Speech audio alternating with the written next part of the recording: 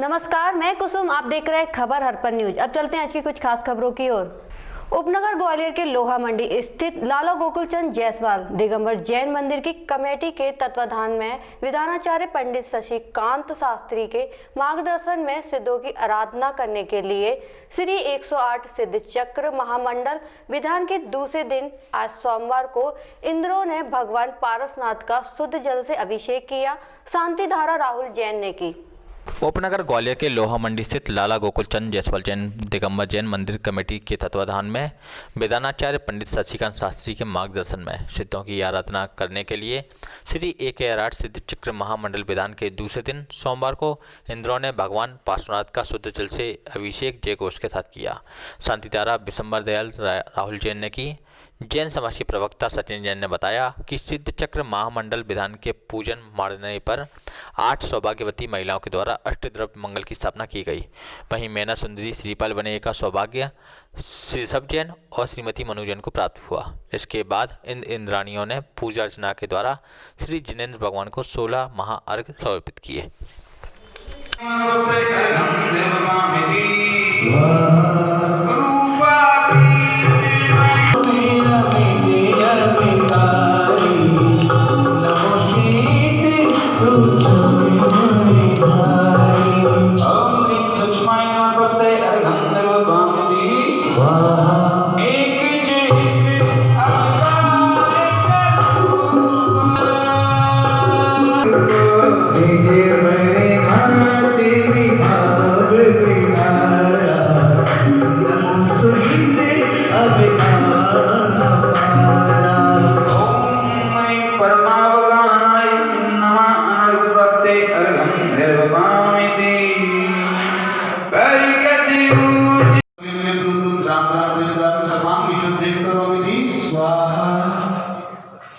आपको ठीक है, इधर आ जाओ और इधर आ जाओ, बस ठीक है। तो आपको मदद पे सिद्धों के गुणों की परिकल्पना की। भगवान दुखों के बारे में चर्चा नहीं है, प्रभु के गुण। आप कितने अच्छे हैं, आप में कितने अनंत अनंत गुण विद्यमान है। हे प्रभु, आप जैसे गुण मेरे अंदर आ जाए। कैन 1 लीटर के गिलास में या जग में डालने की कोशिश करें 10 लीटर पानी 1 लीटर में आ नहीं पाएगा। ऐसे ही अपने भी शरीर की पात्रता वैसी बनानी है। चलते हैं उस पात्रता को लेकर के 8 गुणों को आगे बढ़ाएंगे। हाँ,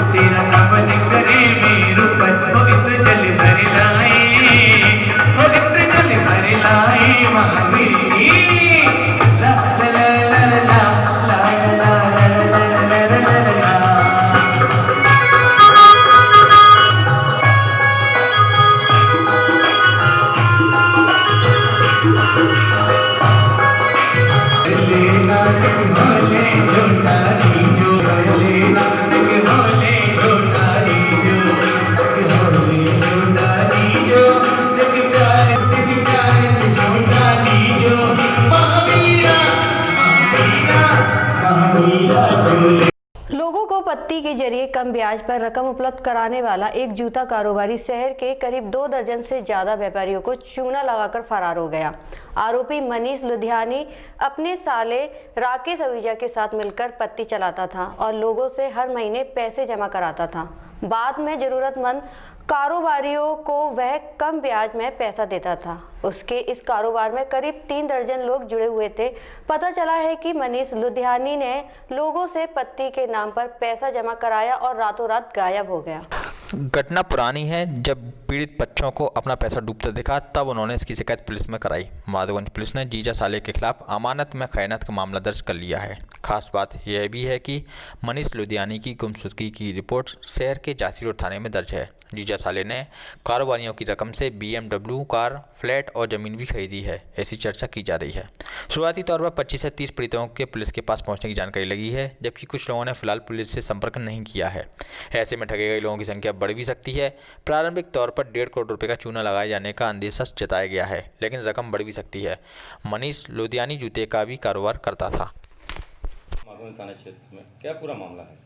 ये थाना माधवगंज में एक 406 का प्रकरण कायम हुआ है। इसमें कई लोग पीड़ित हैं, करीब 25 से 30 होंगे और ज़्यादा भी हो सकते हैं। इन लोगों का एक कुछ पत्ती का सिस्टम रहता है, जिसमें सब जो नंबर से उनका कुछ रहता है, लाभ लेते रहते हैं। फिर उसमें जो एक आरोपी व्यक्ति है वो सबका पैसा लेके गायब हो गया है, जिसकी थाना झांसी रोड में गुमशुदगी भी दर्ज हुई है।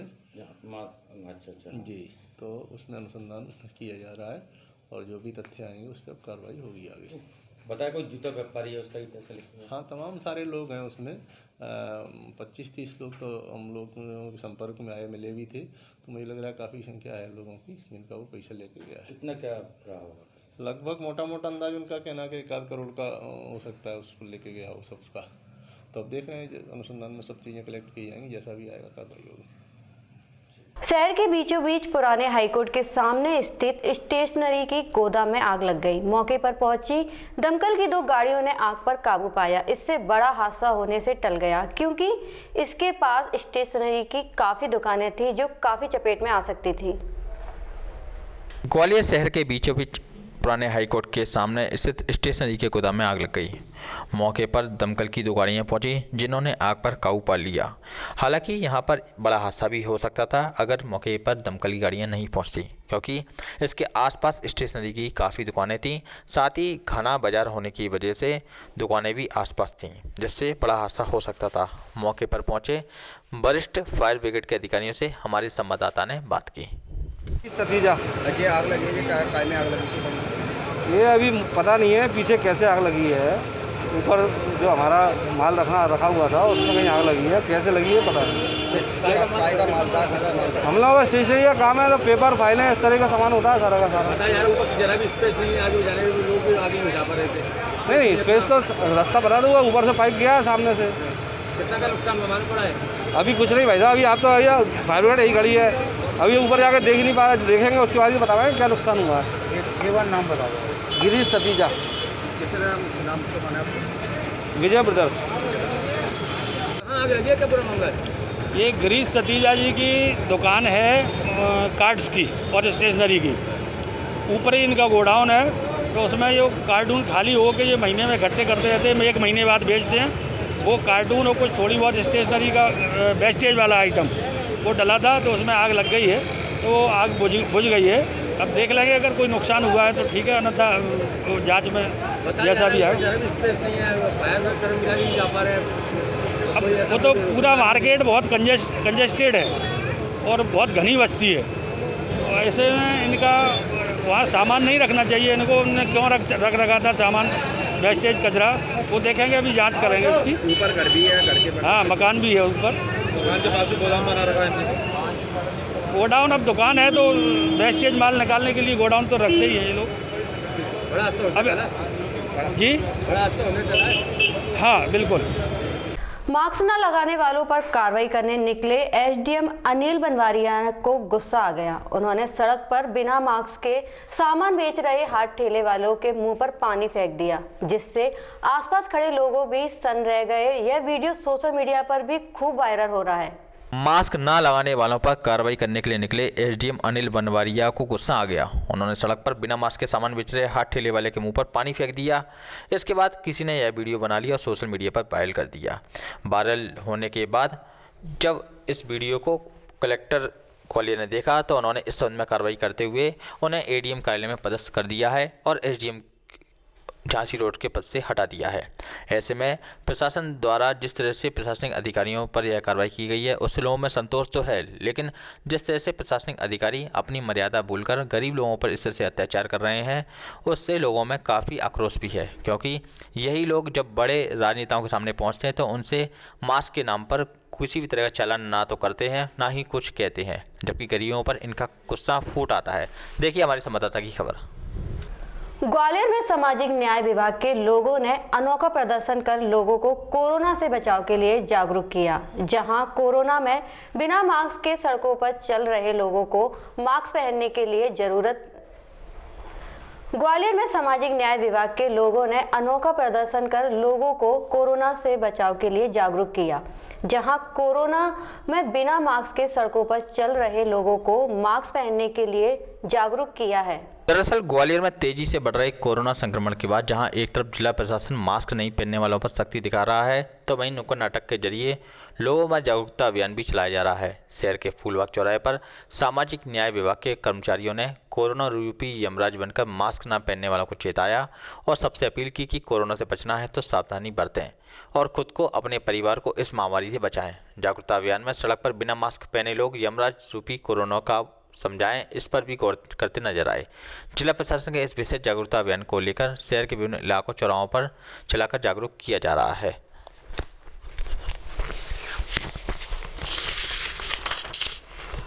एक बीमारी आई है, बीमारी हमारे राज्य में संभव नहीं। उस बीमारी का नाम है कोरोना। कोरोना अरे हाँ, ये कैसी बीमारी है? ये बीमारी एक ऐसी है जो छुआ छूने की बीमारी है। एक दूसरे को बीमारी एक छूने से लग जाती है। अरे हाँ, हमारा एक सैनिटाइजर है।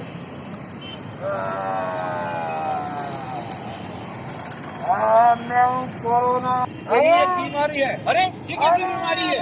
कोरोना की बीमारी है। कोरोना किस तरीके का कोरोना है? कोरोना ऐसा है पकड़ लूंगा।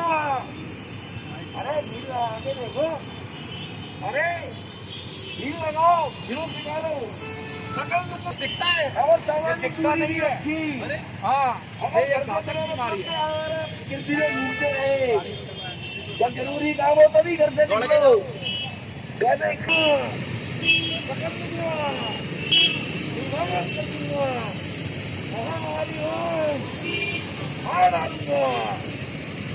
कोरोना कोरोना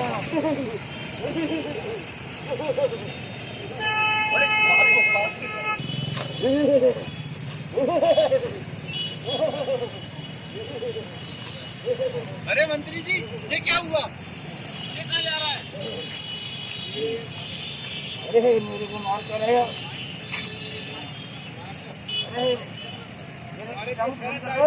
अच्छा, ये सैनिटाइजर है। इसके छिड़कने से ये कोरोना हमारे जो कीटाणु होते हैं, कोरोना के कीटाणु मर जाते हैं। अरे हाँ, हमारा तो बहुत अच्छी दवा है। ये दवा है लेकिन कुछ पलों के लिए है।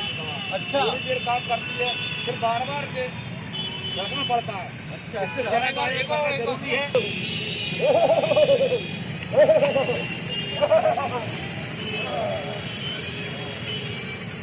देखिए, ये सैनिटाइजर छिड़कने से ये कोरोना कीटाणु मर जाते हैं। अरे हाँ, ये तो मंत्री जी अच्छी दवा है। ये अच्छी दवा है और इस दवा का उपयोग हमेशा करते रहना चाहिए और समय समय पर 4 बार दिन में अपने साबुन से हाथ धोना चाहिए। मंत्री जी, हाँ जी, पूरे राज्य में डंका पिटवा दीजिए कि सोशल डिस्टेंसिंग का पालन किया जाए। जी महाराज, ठीक है, सभी लोग मास्क लगा के रखें। जी महाराज, अगर मास्क नहीं।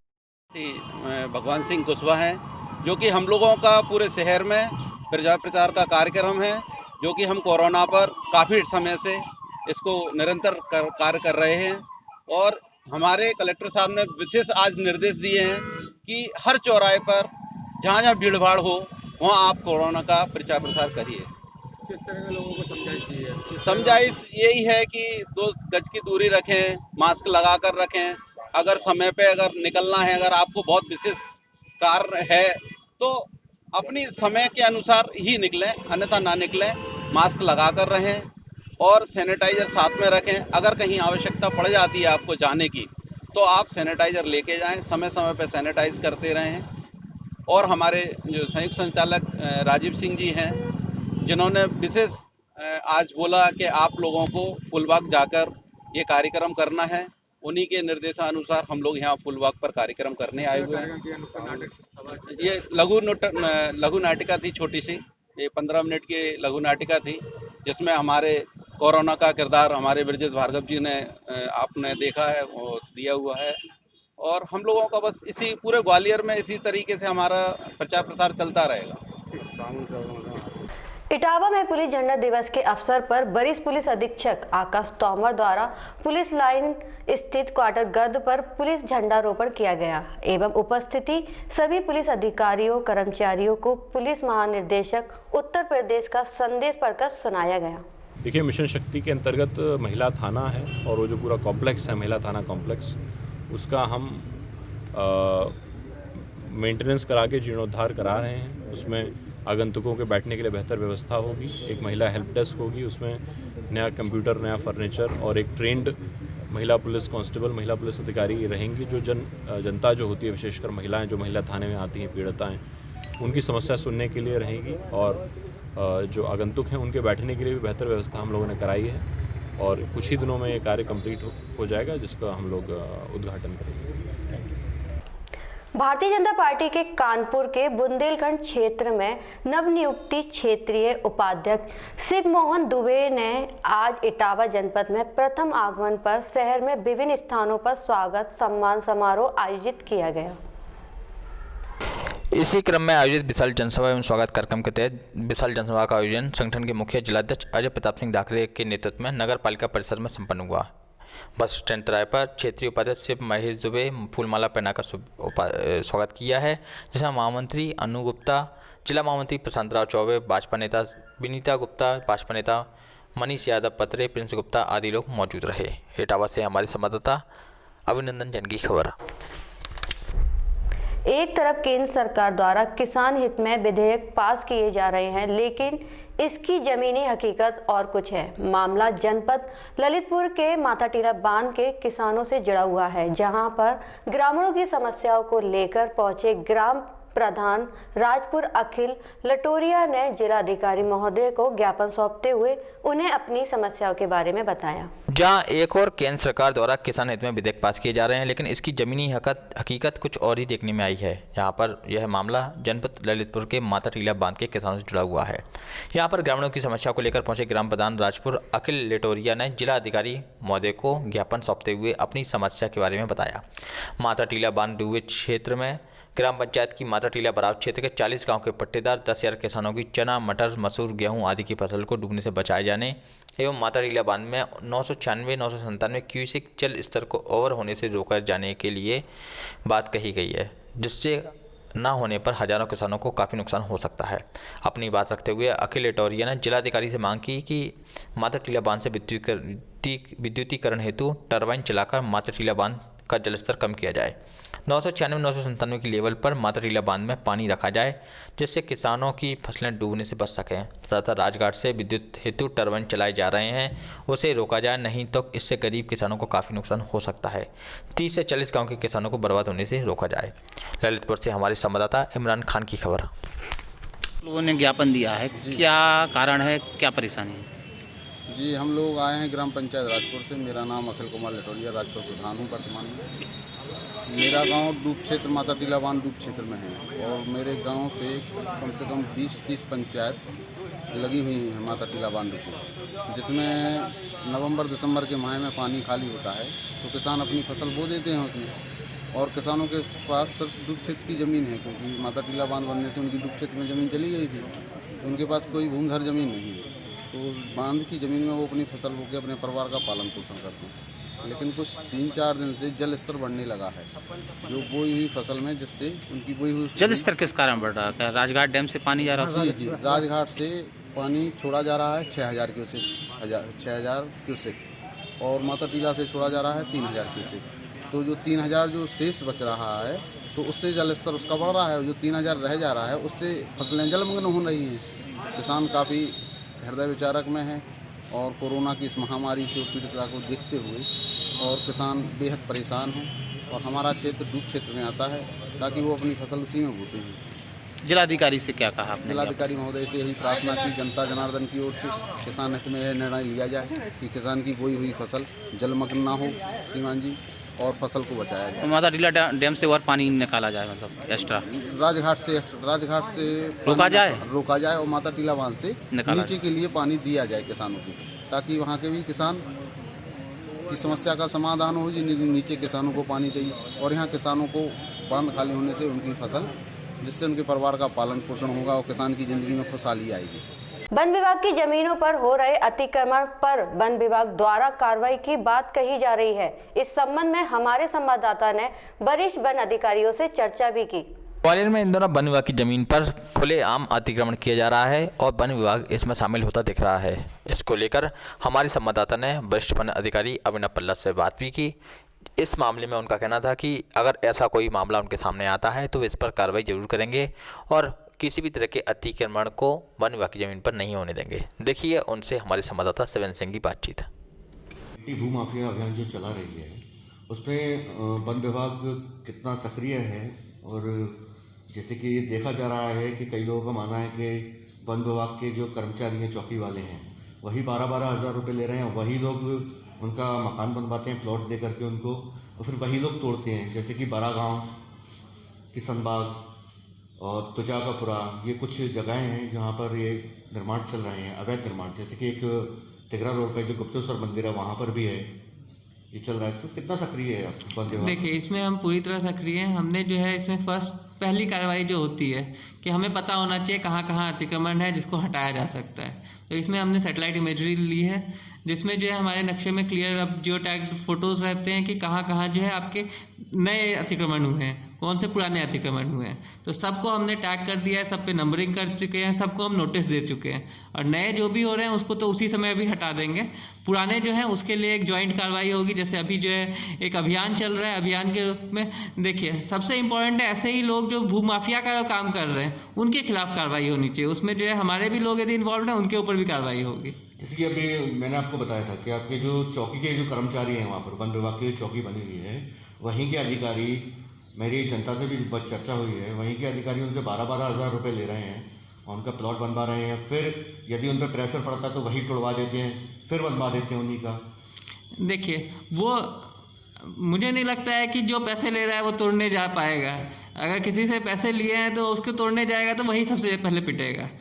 इस चीज़ में तो हम पूरी तरह जांच करेंगे कि पहले कौन इन्वॉल्व है, और जो इन्वॉल्व है उसके ऊपर कड़ी से कड़ी कार्रवाई होगी। और इसके साथ ही जो है मतलब पैसे लिए हो कैसे भी लिए हो, जो अतिक्रमण करके जो बना रहे हैं उनका जो है तोड़ा तो जाएगा। जैसे कि तुजाकापुरा है और जो वहाँ का जो किशनबाग है और जो आगे की और ज़मीन है जो वन विभाग के अंडर आती है, वहाँ पर के देखा जाता है कि कई लोग ये कहते हैं कि हमें वन विभाग वाले ही, जैसे कि उन पर प्रेशर पड़ता है तो वो खुद ही आकर के बोलते थोड़ा तो फिर उसके बाद बना दीजिए। देखिए, प्रेशर पड़ने वाली बात नहीं है ये तो। देखिए आप हमारे यहाँ देखेंगे वर्किंग प्लान में क्लियर कट लिखा रहता है कि टोटल अतिक्रमण कितना है। हर 10 साल में वर्किंग प्लान बनता है और उसमें जो उसको हटाने का भी एक एनक्रोचमेंट रिमूवल प्लान रहता है कि हर साल कितना कितना हटाया जाएगा। तो उसी के हिसाब से कार्रवाई होगी और जितना अच्छे से सपोर्ट मिलेगा उतना जो है मतलब देखिए, जब तक जंगल बचेगा नहीं तब तक जो है लोगों का भी शहर में रहना बहुत मुश्किल हो जाएगा।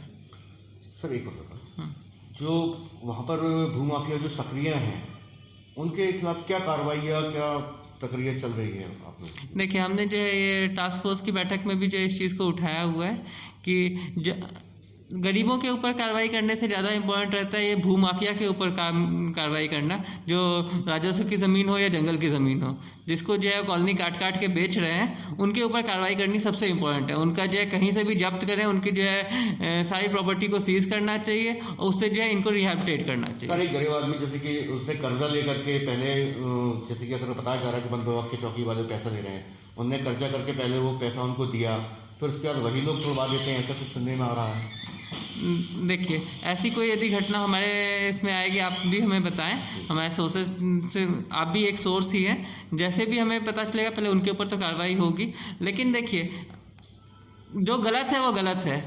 अगर पैसे दे के भी जो आपने अतिक्रमण किया है तो अतिक्रमण ही है। हमारे लिए तो मतलब जो पैसे दे के करे या बिना पैसे दिए करे, सब एक जैसे हैं। शादी समारोह में चोरी करने वाला गिरोह एक बार फिर सक्रिय हो गया। चोरों ने राजमोहन पैलेस में शादी में शामिल होने आई महिला गीता सिकरवार का पर्स चोरी कर लिया। पर्स में सोने चांदी के जेवर और कार्ड रखे हुए थे। चोरी का वीडियो सीसीटीवी में कैद हो गया है, जिसमें एक युवती चोरी करती दिखाई दे रही है। सीसीटीवी के आधार पर पुरानी छावनी थाना पुलिस आरोपी की तलाश में जुट गई है। शादी समारोह में चोरी करने वाला गिरोह अब एक बार फिर सक्रिय हो गया है, क्योंकि जब जब शादी समारोह होते हैं वहां पर यह चोर गिरोह जाता है और लोगों के सोने चांदी के जेवरात चोरी कर लेता है। ऐसा एक मामला देखने में आया है, जहां पर पुरानी छावनी थाना क्षेत्र अंतर्गत राजमोहन पैलेस में शादी समारोह चल रहा था। शादी में शामिल होने के लिए आई महिला गीता सिकरवार का एक युवती ने पर्स चोरी कर लिया। यह पूरी वारदात सीसीटीवी में तो कैद हो गई, लेकिन युवती वहाँ से भागने में सफल रही। इस मामले में पुलिस अधिकारियों ने मामला दर्ज करते हुए अब युवती की तलाश शुरू कर दी है। वहीं इस मामले से लोगों में भी एक तरह का लापरवाही का मामला देखने में आ रहा है, जहां पर किस तरह से युवतियां और कई छोटे बच्चे शादी समारोह चोरी कर जाते हैं और पुलिस प्रशासन हाथ पर हाथ धरे बैठा रहता है। इटावा में पुलिस झंडा दिवस के अवसर पर वरिष्ठ पुलिस अधीक्षक आकाश तोमर द्वारा पुलिस लाइन स्थित क्वार्टर गर्द पर पुलिस झंडारोपण किया गया एवं उपस्थिति सभी पुलिस अधिकारियों कर्मचारियों को पुलिस महानिदेशक उत्तर प्रदेश का संदेश पढ़कर सुनाया गया। हमारी पुलिस का गौरवपूर्ण इतिहास है, तो आज उसके बारे में सबको बताया गया और उसी गरिमा को मेंटेन करने के लिए झंडे की सबसे अपेक्षा की गई है कि जिस प्रकार से काम हम बेहतर काम कर रहे हैं उस प्रकार से ही आगे भी काम हम लोग करते रहें और अपना जो पुलिस की वर्दी है और जो हमारा झंडा है, इन सबकी जो गरिमा है, अपनी कर्तव्य परायणता, अपनी मेहनत से हम लोग इसको सदैव ही झंडे को ऊंचा रखें और वर्दी की और झंडे की गरिमा जो है वो बुलंद रहे। अब होगी आपसे अगले बुलेटिन में मुलाकात, तब तक के लिए नमस्कार।